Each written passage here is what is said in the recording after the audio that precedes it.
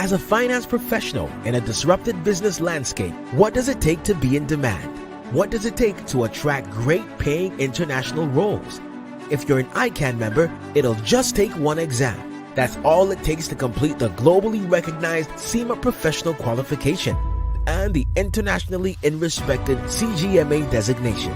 As a SEMA member and a CGMA designation holder, employers will look at you as a finance professional, constantly acquiring new skills to add value to the business. That's why they'll be willing to pay premium to hire and retain you. If you have 5 years of relevant experience and are an ICAN member, you can directly sit for the final exam of the SEMA Professional Qualification, the Strategic Case Study Exam. Start studying the SEMA Professional Qualification. Prepare to make an impact.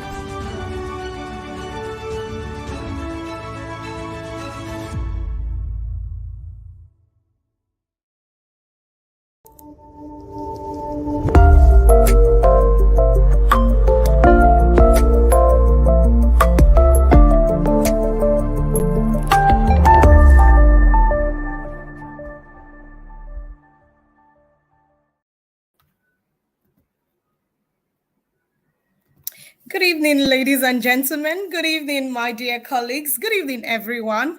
It's the 16th day in the month of November, 2023. Our time really flies. Thank you very much for being here. As usual, thank you, everyone, for being part of ICAN on Air.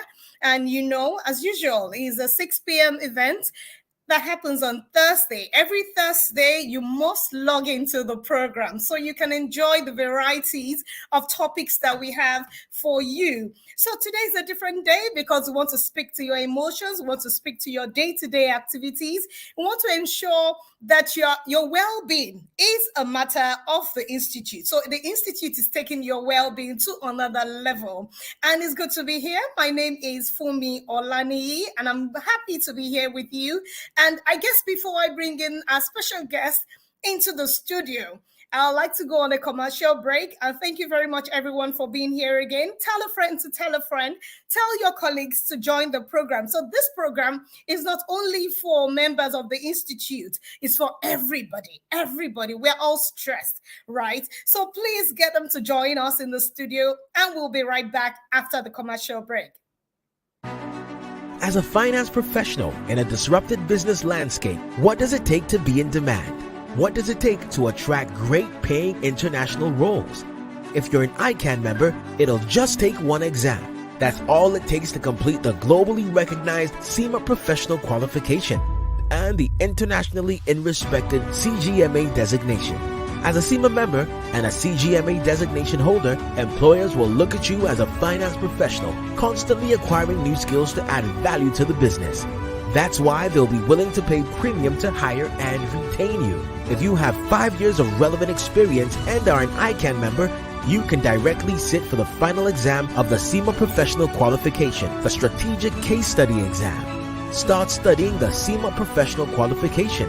Prepare to make an impact.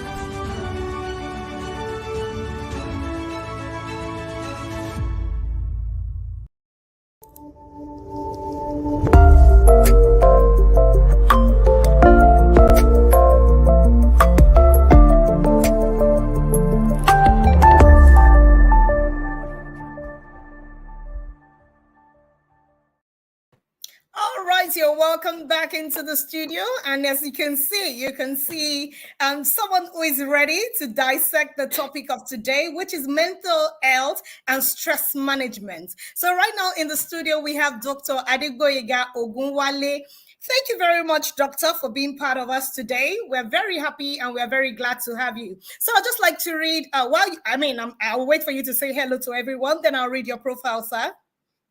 Thank you, Madam Moderator, for having me this evening, and good evening, viewers. Thank you very much, sir. So about our guest for today, he completed his MBBS, that's the medical and the surgery school at the University of Ilorin, Nigeria, and MSc in Forensic Mental Health Research at King's College, London. Dr. Ogunwale holds the membership of the Royal College of Psychiatrists UK and a fellowship of the West African College of Physicians. We're so happy to have you here today, sir. Thank you very much for inviting me. I'm happy to be here. Thank you so much, sir. So we're talking about our health. We're talking about the stress. You know, when you look at, like I was telling Dr. Ogunwale before we launch into the studio, I mentioned that the stress of this world is enough for us. Like, I just physically had to move from Abuja here, and getting into the studio is a lot of stress. And he said, yes, you must be managing the stress so well. I guess he's the one to tell me if I'm properly managing the stress and if you are properly managing the stress equally. So, sir, we'll just go right into the questions, because we have a lot of questions for you today, including our audience who, I mean, everyone is a bit stressed. So, you know, the growth and the development of a nation, we can actually relate it to the mental state and the well-being of the citizens, including me. And one thing about everyone, including our global viewers, is that we learn and we share from the depth of knowledge and skills and experience in mental health and stress management. So I'd like to ask you, as a medical doctor, Sam, what do you consider as health? And from the prism of medical science, what is mental health to you, sir? Thank you, Madam Moderator. Once again, thank you for inviting me. As you said, the health of a nation will determine the prosperity and the progressive movement of that nation. And so it is critical to start our discourse tonight by focusing on what health is, so that we can frame our conversation in that broad perspective. Health has been defined by the World Health Organization itself as a state of complete physical, social, and mental well-being, and not merely the absence of disease. In some other construction, spiritual well-being has also been highlighted as an integral part of health, because the engagement of a person with his spiritual or with the spiritual state of spirituality also has a role to play in that person's perception of his or her own health. So in a nutshell, that is what health is. By extending the definition, we now come to what mental health is. Mental health is also a state of well-being in which an individual has to achieve 4 critical objectives. Number 1, that individual is able to achieve his or her own potential. Number 2, the individual is able to cope with the normal stresses of life. Number 3, that person is able to work truthfully and productively. And number 4, the individual is able to contribute to his community. 4 critical roles or domains that mental health focuses on. I will repeat quickly. 1, the ability to achieve potential. 2, cope with the normal stresses of life. 3, work fruitfully and productively. 4, contribute to the community. So in a nutshell, that is what health is, and by extension, what mental health is. Thank you. All right, so I hope all our audience are writing right now, because we have a lot to learn from him. So one thing I didn't mention about Dr. Adegboyega also is that is the chief consultant psychiatrist, they call him a neuropsychiatric in hospital in Abeokuta, Nigeria. And also he's a PhD student, Department of Forensic and Neurodevelopmental Sciences. So I need to let you know that we have that depth of knowledge in the room, and you can definitely know that it will bring to you what you need to hear. So he's also a specialty doctor in psychiatry in Bethlehem Royal Hospital, South London, and we are very happy to have you here. I'm writing, and I hope you all are writing also, because we have a lot to learn from him this afternoon. So, as a consultant psychiatrist, what is stress? And can you briefly take our global audience to enable them know what the model of stress is, what the types of stresses are, and what else they need to know about stress generally, sir?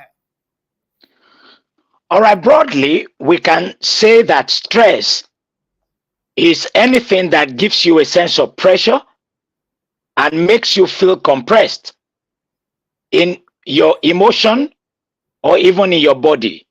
So generally, people look at stress from either a psychological framework or a physical framework, and both tend to interact. So for example, if somebody has physical stress, it could manifest eventually as psychological stress. And if somebody has psychological stress, the person might ultimately experience physical stress. Stress is from a root word which means to be compressed. So you can imagine piling pressure on a particular object or on a particular body. That is what stress is, broadly. Now, there are different ways of conceptualizing stress. So some might want to look at the effects of stress in the brain chemicals. Some might look at the effect of stress on hormones that are secreted in the body. All of these, brain chemicals and hormones, they tend to change in response to stress. So there are those things that we call stress hormones that become raised when we undergo physical or emotional stress. And as these stress hormones are produced or secreted more, they also affect the way the brain chemicals interact and the way they function. So ultimately, stress has a way of affecting the way your body, your heart, your skin, your eyes, your intestines, and your brain, how they all function. But let us try to sort of understand how stress results. Before we become stressed, there are a few things that tend to happen. And I want to use the model of stress in which stress results from the way we perceive our environment.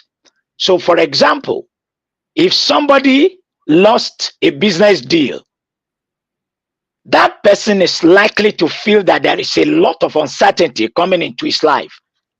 And that perception of uncertainty coming from the loss of the business deal is what will eventually lead to emotional or physical stress. But let's look at another individual who perceives the loss of that business deal as God delivering him from one mishap or misadventure or the other. It will still be a loss of a business deal, but the person will not feel stressed because the person has perceived it differently. What I'm saying is that stress results from our perception of what has happened. So in that model of stress, first something happens called the stimulus, and then you perceive it through your senses, which is the perception, and then that leads to a response. That response may then be a stressed response or a non-stressed response. Let me give another example. Somebody fails an exam and the person says, well, failure is feedback, or like some people say, is first attempt in learning, FAIL. But the other person says failure means I'm not good enough, I'm finished, this is the end of my career. They are going to respond to the same failure at an exam differently. So that is the model that I'm presenting to us. It's a model in which something happens, which is the stimulus, then we perceive it in one way or another, which is our perception, and then we respond to it either in a way that is stressful or in a non-stressful way. And if we then look at stress that way, we can identify different types of stress. This can be acute or chronic. What do I mean by that? Acute means it can happen suddenly, and for a short period of time it evolves. And then it can be long-term and has been going on for several years. So let's imagine someone who has been having business challenges for about 5 years. And every attempt to try to get out has been met with failure. Compare that with somebody who was just trying to make a photocopy of a tax clearance certificate to close a deal in the next 2 hours. And somehow, everywhere he went to, there was either power outage, generator problems, and he could not make that tax clearance certificate. Now, the fellow with the tax clearance certificate has an acute stress, but the other fellow who's been having business failure in the last 5 years has chronic stress. Other forms of stress would be something like techno stress. I'm just giving techno stress as a separate category, but it can fit in into either acute stress or chronic stress. I don't know the last time you wanted to present during a Zoom meeting and somehow every single internet platform that you had or broadband that you had or network that you had failed. I recall some years ago, I was writing an international exam and I left Abeokuta to go to Lagos so that I would be in an IT hub and there will be no problem at all. But I kid you not, after the first part of the exam, every single internet provider that the hub was using failed. Their main server failed, their auxiliary server failed. And I was in the heat of an exam. What could I do? I had to start praying and hoping.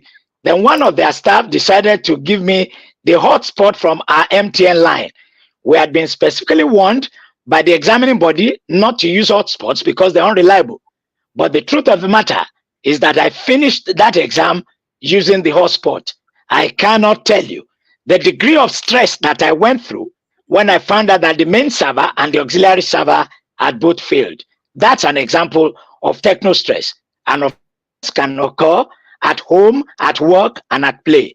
Let me pause for a while here so that we can have some further input. Thank you. I guess you were talking about me when you mentioned the internet and how I tried to log in repeatedly, even with different hotspots. And, you know, that was the stress that I felt the stress there. But of course, I was able to manage it. And I'm here live with every one of us. So I'd like to recognize some of our guests here. I'll say Ridwan Lai, Adedeji, live from Erua.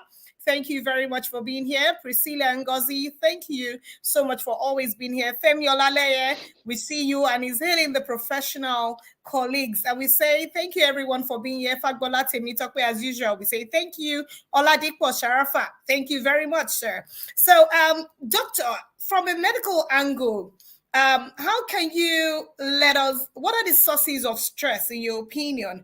And how can we watch out or how can we guard against it? Thank you very much, Madam Moderator. You know, I mentioned that stress can result from work, home, and play. I divided the human existence into those three: work, home, and play. It can come from any of those. It can come from any angle of human life. From your job, from your marriage, from parenting, from education, from business, from politics. It can come from anywhere. I mean, imagine this last weekend, the kind of stress that politicians in Kogi, Bayelsa, and Imo State went. I mean, even those of us who were not in the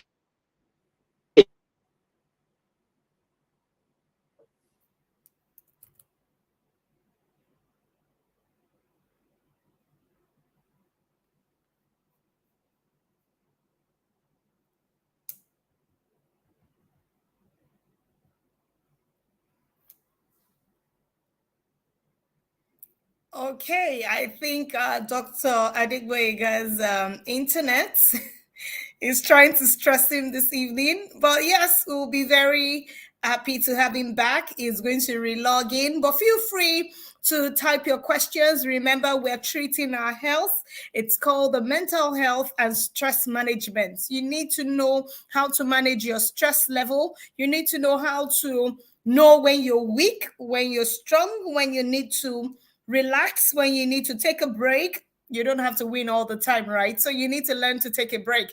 So we still have our doctor coming to the studio and he will tell us everything around our stress level and how to manage this. So I would like to recognize some of our audience. Abdul Karim, we say good evening to you. Rebecca Alassan, thank you very much for being here. Enamali at Atsuluku, he says, thank you very much. He's logging in from Nina. So, Ocha Gla Richard, we see you from Kano.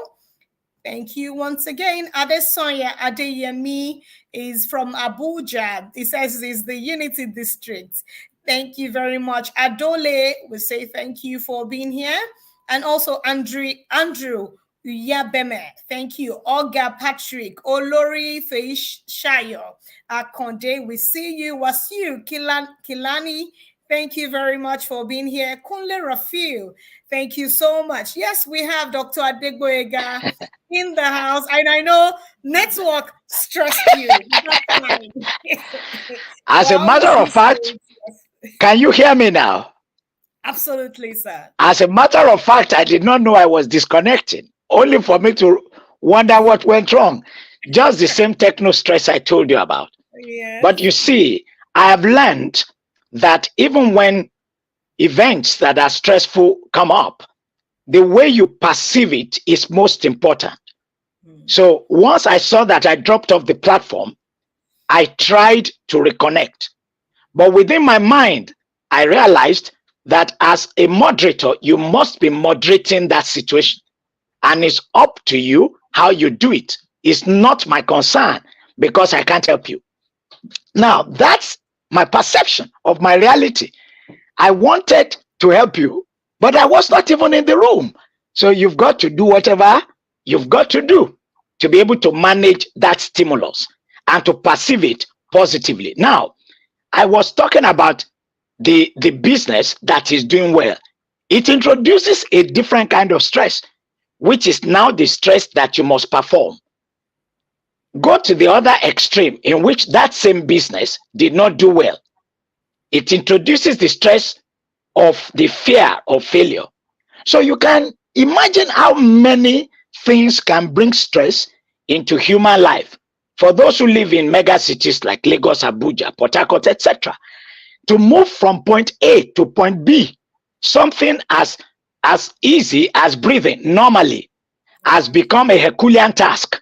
Not only because you can run into a traffic holdup or jam, you can get robbed in that entire process of being stuck in traffic.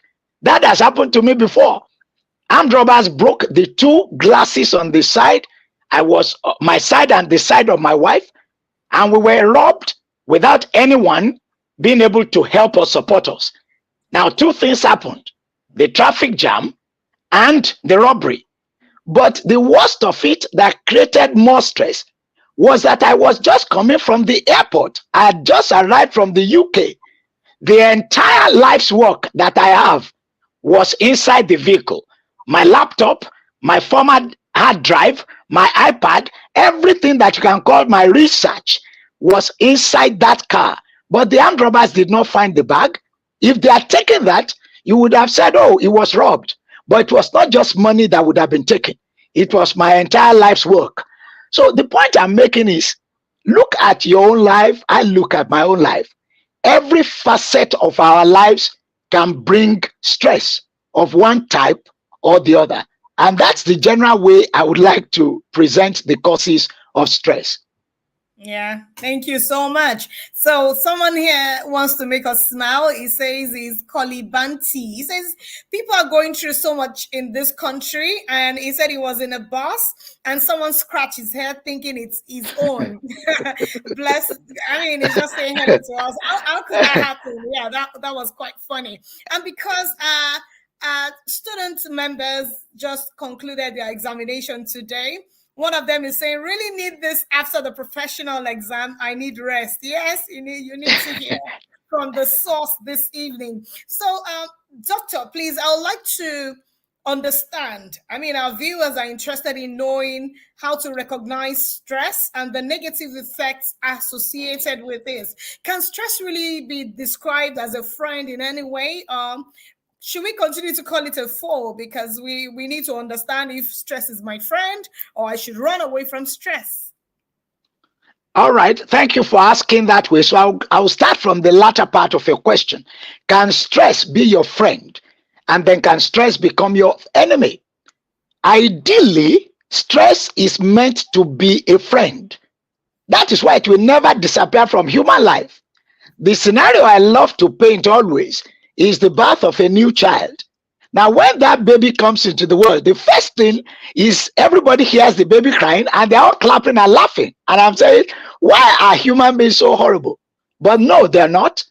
The reason is when a child is in the womb, that child is like an aquatic animal swimming in the mother's fluids and getting nutrients through the umbilical cord attached to the mother's womb.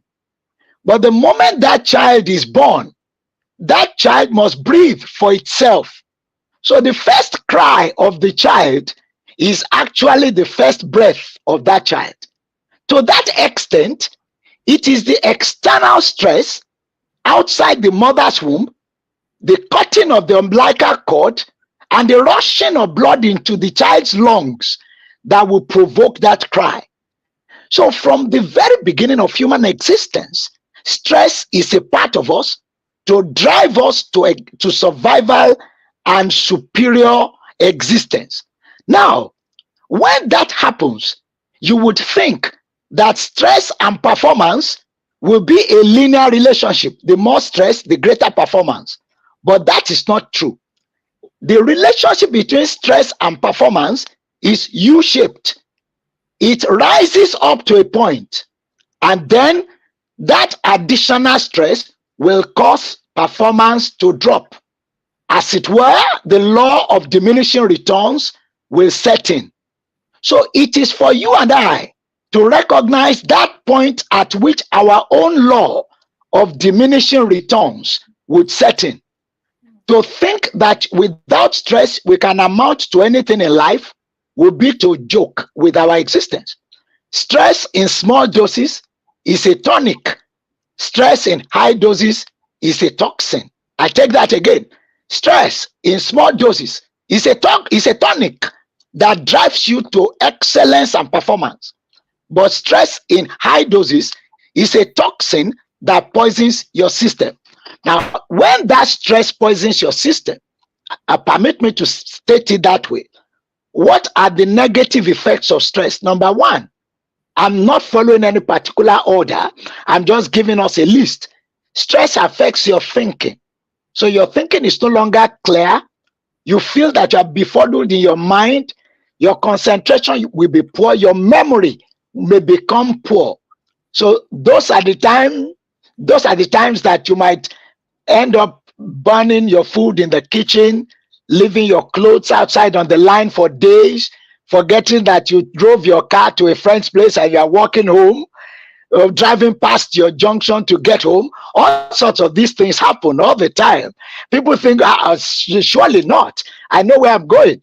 There are people who have driven back to work when they were actually going home. And then they realize, no, I'm not going to work, I'm going home. That could be an indicator of stress. Stress can change your mood. You just sad or, low for an unexplainable reason. And you may become unduly irritable.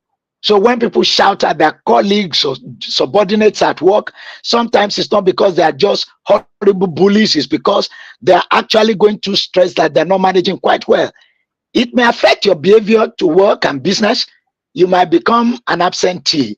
So it could either lead to absenteeism or presenteeism. Absenteeism is when you cannot appear. Presenteeism is when you appear but you are not there. And it happens. So you go there but you are not engaged. And of course, it can affect your endocrine system. If someone had diabetes, the diabetes can become worse. There can be more serious asthma attacks. Whose blood pressure was being controlled before will no longer be controlled well. Immunity may be challenged. These are all the things that are negative effects of stress. Now, when you notice these negative effects, perhaps that's a time for you to realize that there are signals telling you that you are going beyond the normal doses of stress. By the way, when the stress is of a normal dose, we call it eustress, EU stress. And when it is beyond the normal dose, we call it distress, DI stress. So eustress and distress. By the time you cross the line from eustress to distress, these are the things you will see. You can have all these negative symptoms, and sometimes all you will find is inability to sleep. You might have physical complaints like headaches. Like I would usually, tell people, sometimes I crack this joke of a patient who comes to the doctor 1 week and says, doctor, I think I have malaria. He's given anti-malarial, is treated. Then a week later, I said, doctor, I don't think I have malaria now. I think it's typhoid. The doctor gives him something to get better. And then 3 weeks later, the man says, doctor, what is going on now is unexplainable to modern science. When it starts in front of my head, it will sound Z, Z, Z, Z. When it gets to the center of my head, it will sound Z. Then at the back, it will sound bow. I'm giving you the scenario the way a Nigerian patient will paint it. Now, I'll tell you something. There's nothing like that in the whole of medicine. It's most likely stress. And then you ask the fellow, all right, sir, how is business? He says, business is beautiful. Then you say, how is your family? How is your wife? My wife is great. She's the best woman one could ask for. Your children? My children are doing very well. I've got 3 children. The firstborn is in Covenant University. The second one is in Covenant University. The third one is in Covenant University. Please, if you give him anti-malarials from now till kingdom come, he will not get well. What he needs is naramycin. Just joking. He needs money to deal with the school fees. That's what he needs. Yeah, that's why he's feeling so stressed, but he cannot admit that that's the problem, because he sent his children to this school, believing he will be able to manage. But as at that time, when he sent them to that school, inflation was at 13%. As of today, inflation is slightly over 27%. By the end of this year, in this quarter, it is projected to be at 30%. Purchasing power parity of the same naira is not the same anymore. And there's nothing he can do, because they did not increase his salary the same way inflation was descending. I mean, that's a major challenge. And that is why he's having the physical health problems. It's not because he has a physical health issue, it's because he's undergoing stress, which is manifesting as that. Wow, I mean, you have amused me in so many ways. I mean, thank you so much, Dr. Adegboyega Ogunwale, for answering those questions in a very comical way. We appreciate you. I guess we want to go on a break, and when we come back, we still have our very own Dr. Adegboyega Ogunwale telling us about our mental health and about stress management. So we'll be right back after the break. As a finance professional in a disrupted business landscape, what does it take to be in demand? What does it take to attract great paying international roles? If you're an ICAN member, it'll just take one exam. That's all it takes to complete the globally recognized CIMA professional qualification and the internationally respected CGMA designation. As a CIMA member and a CGMA designation holder, employers will look at you as a finance professional, constantly acquiring new skills to add value to the business. That's why they'll be willing to pay premium to hire and retain you. If you have 5 years of relevant experience and are an ICAN member, you can directly sit for the final exam of the CIMA Professional Qualification, the Strategic Case Study Exam. Start studying the CIMA Professional Qualification. Prepare to make an impact.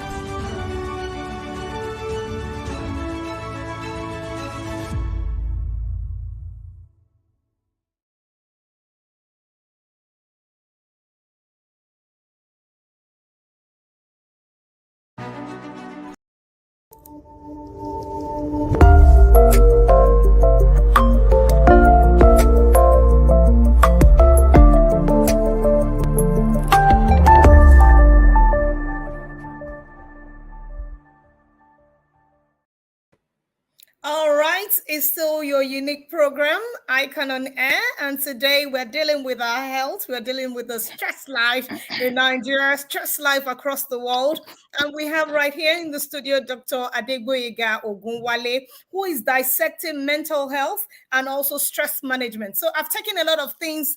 I've learned so much from this program in the half hour that we've been here. He has taught us what it means, what failure is. I mean, fail as the acronym of first attempt, in learning. And he has also told us about the EU stress, which is the above, and then the one beyond is DI stress. I've learned so much. My book is really full. And I've learned about the small, the stress in a small dose, which is the toxic one, and also the stress in the high dose, which is the one that is a bit poisonous to the system. Thank you very much, sir, for answering all these questions in a very great way. I mean, understandable. Everyone needs to hear this as much as we can. Thank you very much, and welcome back to the studio, sir. So, thank you very much. Thank you, sir. So the other question I have for you, sir, is how can we recognize stress and the negative effects that can be associated with this? And can we, apart from what we have talked about, we have, the National Bureau of Statistics, the one of 2022, the multidimensional poverty index survey it speaks to about 63% of persons living within Nigeria. That's about 133 Nigerians that they have they're poor. Let's just say it as it is. But Nigeria was and is still experiencing very serious infrastructural deficits and decay. So you, as a psychiatrist here, because you have mentioned that Naira is a problem, it can cause stress as much as other can cause stress. What would you say? How would you relate the NBS survey to the general mental health of Nigerians, sir? Well, I'm really pleased that you have brought up the statistics regarding the percentage of Nigerians that are in poverty, about 133 million, into the context of mental health. And the reason I'm pleased is because when we talk about mental health, there are different stages of mental health. The first stage is what we call mental health promotion. How do we promote our mental health so that it does not even suffer any form of deficit? The second stage is the stage of primary prevention. How do we prevent mental disorders from coming into being? The third stage is the stage of secondary prevention. Now the illness has come. How do we treat it early so that there will be no disability? And the fourth stage is the stage of tertiary prevention. The illness has come, there is now disability. How do we address it? I want to let you know tonight that issues such as poverty speak directly to all these four stages, but primarily to the stage of mental health promotion. So we talk about the structural determinants of mental health. And some of these structural determinants include literacy, poverty, or ignorance. These things are those things that affect the promotion of mental health. Lack of education, poverty, unemployment, social disadvantage of any kind.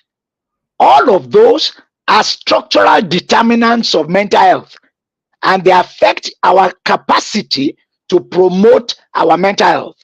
So for a nation that has more than 60% of its population living below the poverty line, that nation already has set a stage for mental health problems, both in the present and in the future, because it will lack the resources for mental health promotion and also lack the resources for prevention, either at the primary, secondary, or tertiary level.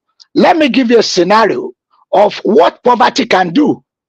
I am an ardent proponent of health insurance in this country, and I'm so happy that the current Minister of Health, Professor Pate, is a man who understands the global movements in healthcare funding.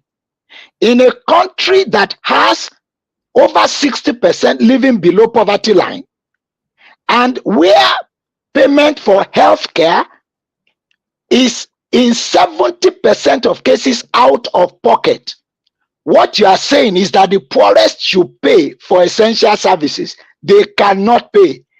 And because they cannot pay, mental health prevention of mental disorders will be difficult, because people will not treat these disorders early until disability results. And of course, where there is no money, how do you provide the safety net for the disabled? It's going to be a disaster unless the necessary infrastructural changes are made to ensure that we bring our people out of poverty.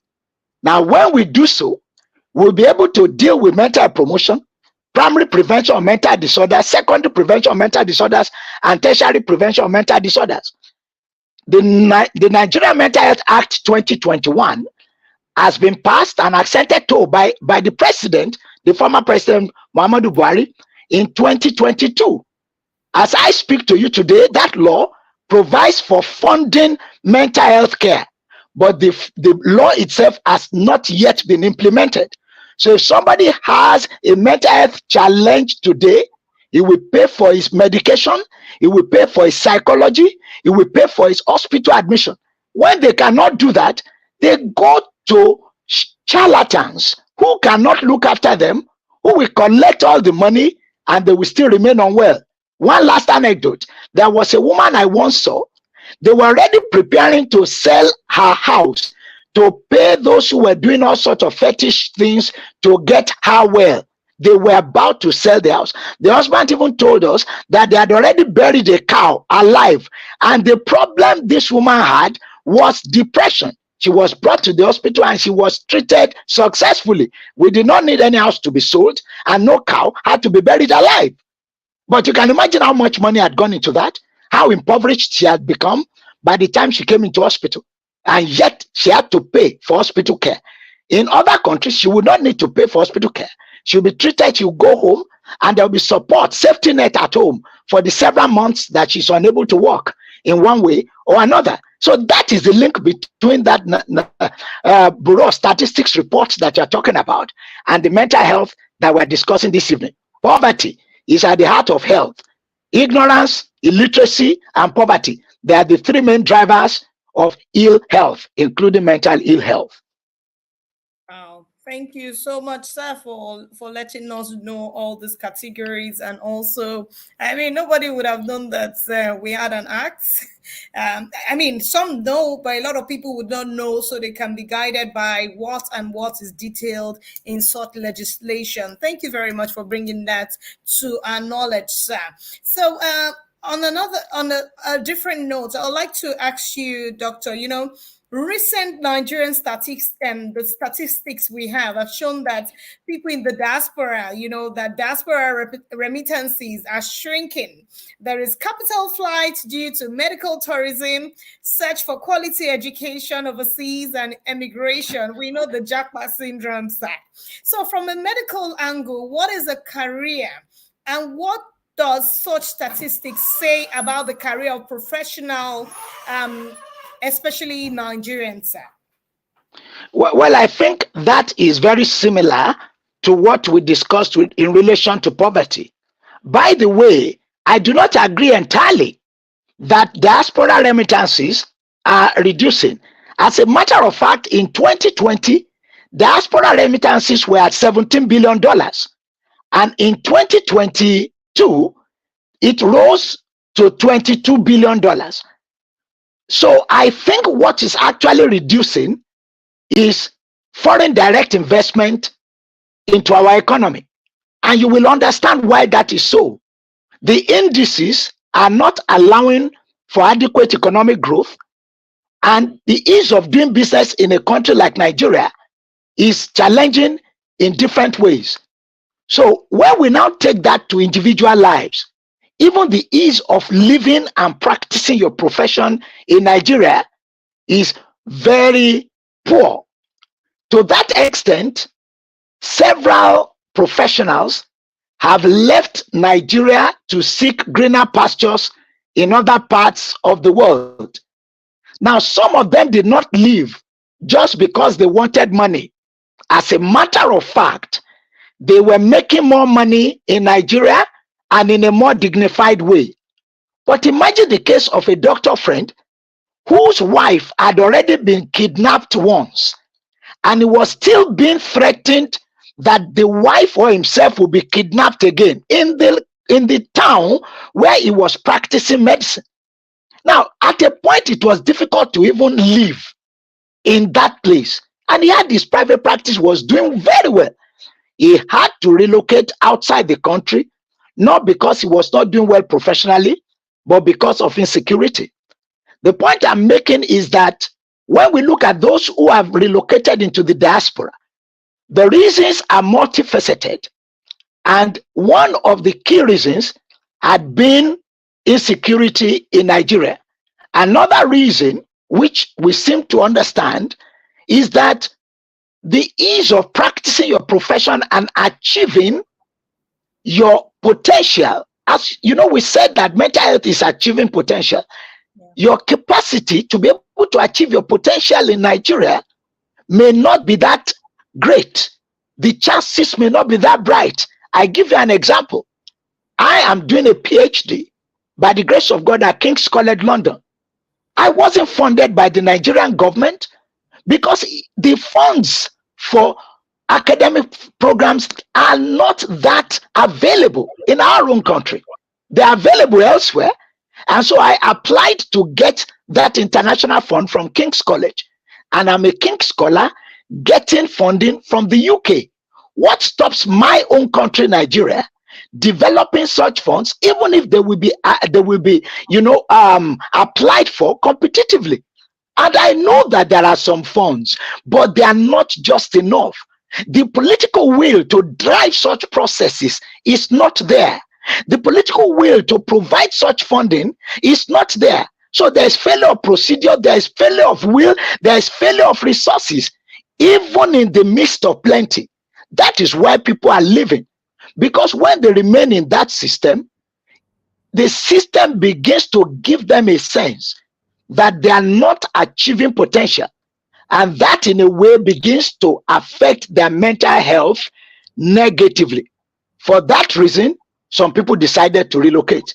Need I tell you that in relocating, some of them only got to the other side to find that the grass only looked greener on the other side, but that when they got there, it was not El Dorado or Uhuru. Now they have to deal with a different kind of stress. And today is not the day to talk about the specifics of that, but that is the reality. Yeah, that makes so much sense. Thank you very much, sir. We have a lot of questions from our audience, and I guess we'd like to take few of them before I have a special question for you. So from Obadimu Joshua, he says, how can you cope with work stress in Nigeria? Resuming work at 8 a.m. and closing 7 p.m. from Monday to Friday. During the weekend, you go for ICAN tutorials. There is no time to rest at all. What can we do, sir? Well, thank you very much for that question. So the way I will address it is that work stress is based on the interplay of three factors mainly: the individual, the nature of the work, and the environmental factors within the workplace. So those are the three things that we need to bear in mind. So you must ask yourself in dealing with your work stress, am I suited to this work? So for example, you are a very shy person. You don't like to run after targets. You don't like to talk with people so much. You like to do things at your own pace. I guarantee that you should not be a salesman. Make sure you never become a salesman. Look for something else to do, because the moment you become a salesman, you have to talk to people, you have to chase targets, you have to talk a lot. These three things you do not want to do. So there is no fit between you, your kind of person, and the work you are doing. I just gave that as a scenario. Imagine you are a lecturer and you hate writing, either on the board or typing into your laptop or anything like that. You just want to talk. but you're a secondary school teacher and you have to prepare your note of lesson. You are going to be stressed every single day that you have to prepare it. You must either find a way to fit or you have to change jobs. So it's important to appreciate the personality issue or the individual factor. Now let's look at the work-related factor. Now, what kind of job is it? Is it a job that is flexible? Look at some countries of the world today. They work only 3 days a week. And the rest of the 4 days, they are at home resting and doing other things of interest. Today, after COVID, people are allowed to work 3 days from home, 2 days in the office. So for the 3 days they work from home, they are spared the problems of traffic and all sundry effects. They are spared all of that. But Nigeria is an inflexible system. You must come to work whether you have money to pay your transport fare or not. Thankfully, with this problem of increased transportation costs from removing fuel subsidy, some employers have learned to make their work schedule more flexible. Now, that will be an important consideration in looking at the work environment or the nature of the work. So when you look at all of that, that is where stress comes in. So you have to address the individual factor. You have to address the environmental factor as well if you are going to deal with stress in the workplace. So let us look at what employers can do. Employers can make work more flexible. Employers can give people more room to achieve their potential in the workplace, room for promotion, room for decision making. Employers can make sure that they advise staff as to what help is available, whether in their own system or in systems that they can connect with. Maybe, for example, optimizing your occupational health structure so that when people come to work and they have mental health concerns, you are the employer will be the one building the bridge for them to connect with the necessary services. These are some of the things that can be done to address stress in the workplace. All right, thank you so much. So I'm just checking my time and I see that we have really run out of time.